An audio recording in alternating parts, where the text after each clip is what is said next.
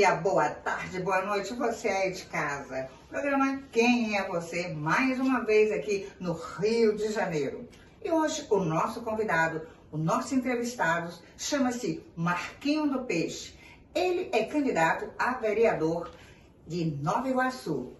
Eu, claro, o programa Quem é Você vai querer saber toda essa trajetória dele, Marquinho do Peixe. Bom dia, boa tarde, boa noite. Bom dia, boa tarde, boa noite. Estamos aqui com a Giza para poder falar um pouquinho do que a gente tem para oferecer a Nova Iguaçu, né, como pré-candidato a vereador, nesse programa especial Quem é Você. Muito obrigada. Mas eu já quero saber por que Marquinho do Peixe. Esse nome pegou por causa dos trabalhos sociais. A gente já há 36 anos vem fazendo distribuição de peixes em várias comunidades já em Nova Iguaçu. Então o pessoal esqueceu o nome Marquinho, ficou Marquinho do Peixe devido a esse trabalho lá em ajuda à população, né? Ah, então já tem uma referência de trabalhos que você vem fazendo ao longo do tempo, da sua trajetória. E também você é despachante, né? E também você atua regulariza a questão dos imóveis, quem compra imóveis, é isso? Isso. Eu sou despachante documentarista formado, eu legalizo imóveis, legalizo veículos, ajudo no trabalho também de renovação de CNHs, é um trabalho que a gente já faz há mais de 20 anos. Também sou formado em gestão pública para poder me qualificar mais, para ficar a serviço da população. E tenho alguns trabalhos sociais já, com moradores em situação de rua, com trabalho com animais, com castração, alguns trabalhos voluntários em centros assim de acolhimento de crianças, trabalhos assim que ajudam, né, o povo, nosso povo tão sofrido, né, que a gente precisa dar uma certa atenção, né? Então, assim, ao longo do tempo você trabalha nessa profissão que eu citei. E a partir de quando você começou a trabalhar nessa parte social? A parte social, desde que eu me entendo como gente, eu fui seguindo os passos dos meus pais. Meu pai era caminhoneiro, minha mãe feirante, então assim, tinha aquela sobra de mercadorias que estavam em boas condições, né, de legumes, de frutas. O que minha mãe fazia? Ela fazia umas sacolas e distribuía para os vizinhos, para as pessoas assim que já necessitavam. E essa pergunta me faz lembrar assim da minha infância. Em casa nós somos 6 irmãos, tem mais 4 de criação, e sempre quando na hora do almoço assim, minha mãe preparava o almoço para 20, 30 pessoas. A mais, né? Isso, sempre chegava alguém que ela estava sempre acolhendo, né? Então essa parte social a gente herdou dela, a gente foi vendo assim como que ela cuidava das pessoas, assim como ela ajudava, e isso também desenvolveu na gente essa vontade de querer ajudar, nessa empatia com o próximo. Ah, e hoje, assim, então, a maior referência é sua família. E essa questão de você trabalhar com as crianças, com os alimentos, existe, é por uma ONG ou é só você mesmo? Ou também você conta com o apoio de alguns voluntários? Nós temos um grupo, né, alguns amigos, eu sou cristão, e tem um parceiro que ele é pai de santo, que é o Elias Rufino, um babalorixá lá na Baixada, que ele tem uma ONG, ele faz parte da Ação de Cidadania, que é um dos nossos parceiros, que a gente também faz parte. Com a Ação da Cidadania, a gente faz a entrega de quentinhas para moradores de rua lá no centro de Nova Iguaçu. Esse trabalho também há muitos anos. Fora outros parceiros, amigos, familiares que também contribuem também com esse trabalho, e a gente que é o maior mantenedor dessa obra, né? Então, vereador, você é candidato a vereador, e o que motivou você a se candidatar? O que me motivou é ver que da Câmara de Vereadores de Nova Iguaçu tem muitos lá que estão há 5, 6 mandatos e não saem do gabinete. Então a gente quer ter voz, quer levar a voz da população para até o prefeito, até a própria Câmara, para poder conseguir fazer a cidade funcionar. é ter médico na UPA, é ter merenda na escola, ter professor na escola, o ensino de qualidade, é você saber que os equipamentos da prefeitura estão funcionando. Não é só o vereador que só vem olhar iluminação e tapar buraco da cidade. Isso aí é mais do que obrigação. Agora é fazer, fiscalizar para os equipamentos funcionarem a favor da prefeitura e não a favor de pequenas pessoas. Tem que ser de todos os moradores da cidade.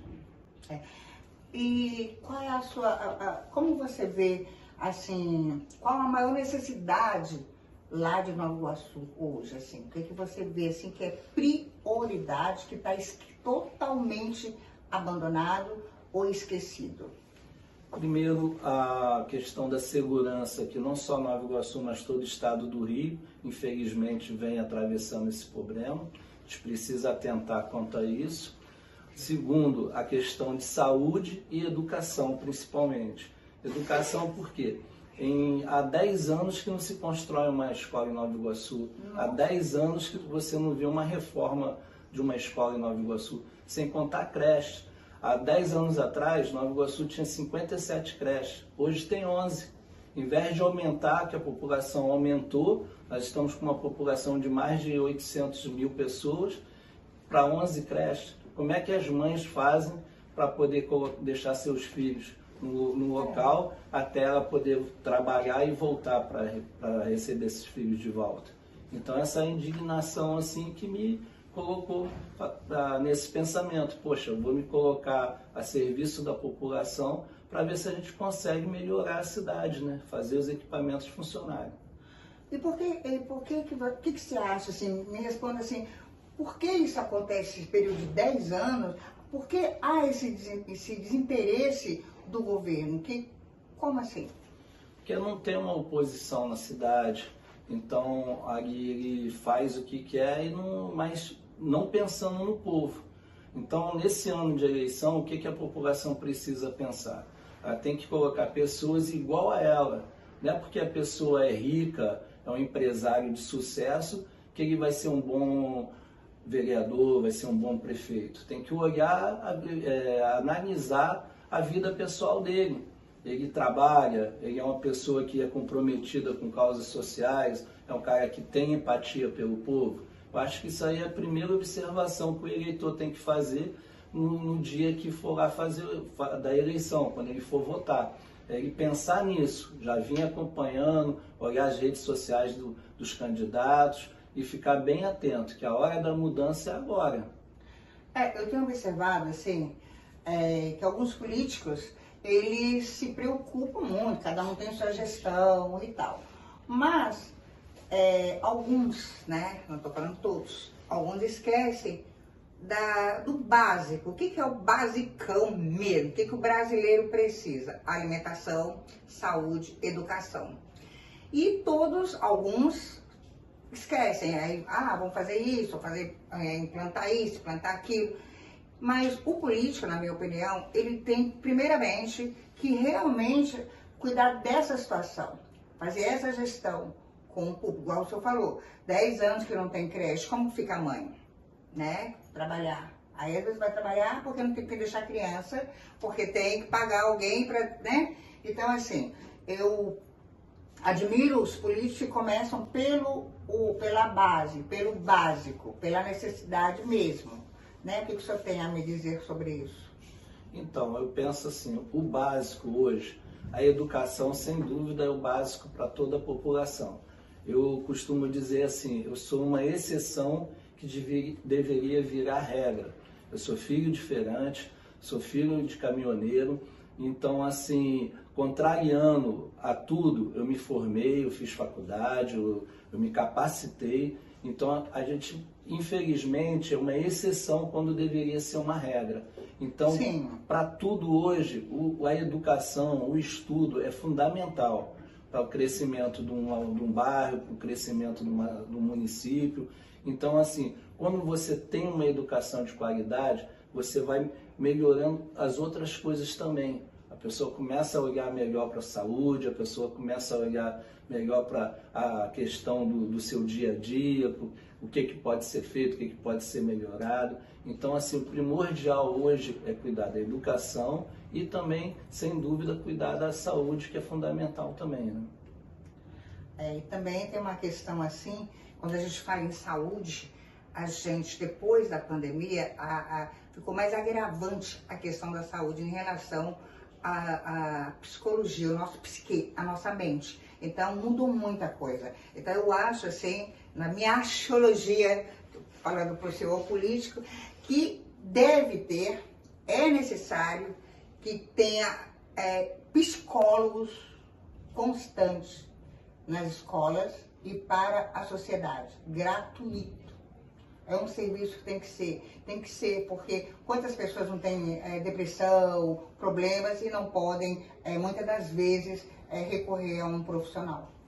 Então, isso você está me fazendo lembrar, assim, os brisolões, os ideais de Darcy Ribeiro, de Leonel de Moura Brizola, que foram exemplos de estadistas, exemplos de bons políticos, que tinha naquela visão do brisolão da criança ir cedo para ir ter um atendimento médico, ter um atendimento psicológico, estudar e ainda praticar algum tipo de esporte, ou seja, você preparar a criança para a vida. Então hoje, depois da pandemia, nós sabemos que se faz necessário um centro terapêutico, porque todos estão... esse momento foi um momento muito difícil e que mexeu com a população. E além dessa questão assim também de cuidar da parte do psique da população, eu te lembro também assim, hoje tem muitas crianças autistas. Isso era um problema que antes ainda não sabia, não se conhecia sobre isso. E uma das intenções também é que o prefeito crie um hospital infantil, com um centro de tratamento para dar atenção para as crianças que têm esse aspecto autista. Isso é uma coisa assim nova que a gente precisa olhar e com muita atenção sobre isso. E também a questão da preparação de professores profissionais mais qualificados, né? O governo também ficar atento para isso, para que possa estar atendendo essa classe, digamos assim, né? Essas crianças. Isso, a inclusão, ela é muito importante. Eu penso assim, não adianta você criar uma escola só para crianças do aspecto autista. Não, tem que capacitar os professores e os profissionais, desde a merendeira até a diretora, se capacitar para estar fazendo a inclusão dessas crianças, que é muito importante. Eu tenho na família um sobrinho que ele é autista e eu sei como é que é cuidar de um autista assim. Então são anjos nas nossas vidas, é um amor da nossa família, o xodó da nossa família. Então eu sei a necessidade que uma família tem, que precisa de incluir essas crianças também na sociedade, principalmente na escola. E eu também gostaria de colocar assim, é muito importante, eu sou um cara cristão, que faço trabalho social com padres, faço trabalho social com pessoas de religiões afrodescendentes, trabalho com pessoas LGBTs. Então, assim, o respeito, que está faltando muito, é o respeito e o amor ao próximo. Nós passamos por um momento no Brasil assim, muito difícil, graças a Deus está tendo uma renovação, onde se esqueceram o respeito e estavam olhando tipo assim, fazendo diferença das pessoas. Enquanto que nós todos somos irmãos, nós todos temos que se respeitar, nós todos temos que olhar, ter empatia pelo outro, em tudo. Deixar de ser religioso para deixar a religiosidade de fora e saber que Jesus está em todas as religiões. Cada um tem o seu jeito de amar. E também assim, olhar as pessoas também assim, sem fazer qualquer diferença. Se a pessoa ama outro do mesmo gênero, respeita, isso é o amor dela. Se a pessoa tem uma outra religião fora a sua, é que nem no futebol. Eu torço para o Fluminense, o outro torce para o Flamengo, e fora daquela brincadeira aí, todos somos amigos, somos irmãos e a vida que segue. Tem que haver o respeito, né? E assim, Marquinho peixe despachante. O que você quer fazer para melhorar Nova Iguaçu? Então, para melhorar Nova Iguaçu, primeiro, tem que haver uma renovação em Nova Iguaçu. Por isso que eu me coloquei a serviço da população para ser uma dessas renovações aí. A gente precisa aproveitar esse ano, um ano de eleição, e mudar. Se está satisfeito com o que está lá, eu creio que não, vamos dar chance para o novo. Vamos colocar um prefeito que ainda não foi prefeito, vamos colocar vereadores que ainda não foram vereadores e vamos colocar, acima de tudo, pessoas com comprometimento com o povo, do povo para o povo. Esse é o meu pensamento. E qual o seu Instagram, seus contatos para falar com o Marquinho do Peixe Despachante? @Marquinho_Peixe. Segue a gente lá. Ah, olha só, tem algum telefone também ou não? Só esse mesmo? Tem o telefone, que é o 21 96 442 6669. Teremos prazer em atendê-los. Vereador, você quer deixar algum recado para a cidade de Nova Iguaçu? Então, o povo de Nova Iguaçu, a qual eu convivo há mais de 50 anos, merece respeito. E esse respeito começa com a renovação que cada um pode fazer, dando oportunidade para nós, os novatos na eleição, para fazer a diferença. Isso que eu quero deixar para vocês. Vocês não estão só e que é possível renovar e é possível fazer. Basta confiar. E agora é o nosso momento, nossas perguntinhas. Então, vereador, se você tivesse poderes mágicos hoje, o que você mudaria em Nova Iguaçu? Eu mudaria o atendimento da saúde à nossa população. Eu gostaria que os hospitais funcionassem direito, que nós tivéssemos atendimentos específicos lá, como o ginecologista atendendo, um urologista atendendo, que Nova Iguaçu tivesse um hospital do olho. A gente precisa ir em outras cidades, como Belfor Roxo, como Caxias, para ter um atendimento oftalmológico, porque Nova Iguaçu não tem. Isso aí seria uma das coisas principais que eu gostaria que mudasse em Nova Iguaçu. E como o vereador se vê profissionalmente daqui a 5 anos?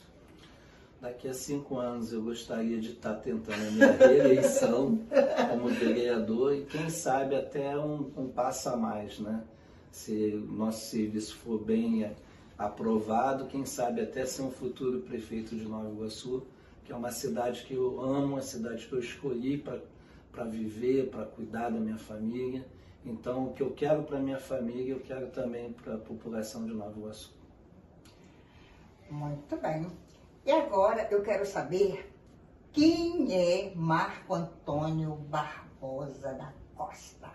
Às vezes eu até me pergunto, porque ficou tão gravado no Marquinho do Peixe que quando fala o meu nome mesmo assim, às vezes quem é Marco Antônio Barbosa da Costa? Marco Antônio é uma pessoa que foi feirante, foi balconista de farmácia, estudei em colégio público, no Colégio Arelião, no Fredo Neves, fiz 2º grau técnico em enfermagem, trabalhei no Hospital Iguaçu, onde aprendi a cuidar das pessoas, fiz a faculdade de fisioterapia, depois fui ser despachante de veículos, onde sou formado, fiz gestão pública para me preparar para ser um bom político para a população. Pai de família, casado com a Renata, tenho 2 filhas, tenho um casal de enteados também, sou irmão, sou amigo, e acima de tudo aí sou um trabalhador que tem esperança, tem sonho de mudar um bairro, mudar um município, mudar a nossa cidade. Muito bem, acabei de descobrir um monte de coisa. Já tem uma nova entrevista, viu? Você já falou outras profissões aí. Mas eu tenho uma perguntinha, eu quero fazer, vou mudar ela um pouco hoje. Eu quero saber, olha lá, olha lá, olha lá, olha lá. Quem é você para Nova Iguaçu?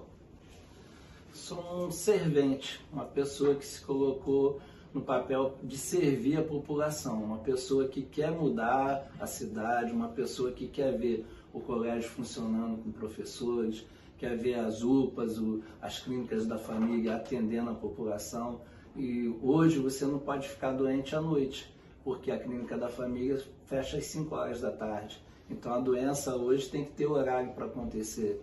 Então essas coisas vão te revoltando, vão te deixando indignado e você quer buscar, tem a esperança de fazer isso melhorar. Então eu me coloco como a serviço do povo, uma pessoa que quer lutar pelas coisas que o nosso povo merece e tanto precisa. Olha, uma entrevista exclusiva para você. Você não pode perder. Aproveita, já agenda a sua entrevista aqui com o telefone que está na sua telinha e venha falar da sua trajetória para o programa Quem é Você? Vereador Peixinho, muito obrigada pela sua participação. Você quer deixar algum recadinho? Primeiro quero te agradecer, Giz, te desejar sucesso, sou teu fã, e mandar para a nossa população que é possível e conte sempre com a gente. Estamos aí para cuidar do nosso povo e quem precisar de algum serviço aí é só me ligar. Um forte abraço a todos. Um abraço, um beijo para a cidade de Nova Iguaçu e, claro, para o Rio de Janeiro. E o programa Quem é Você vai ficando por aqui. Até a semana que vem. Tchau, tchau!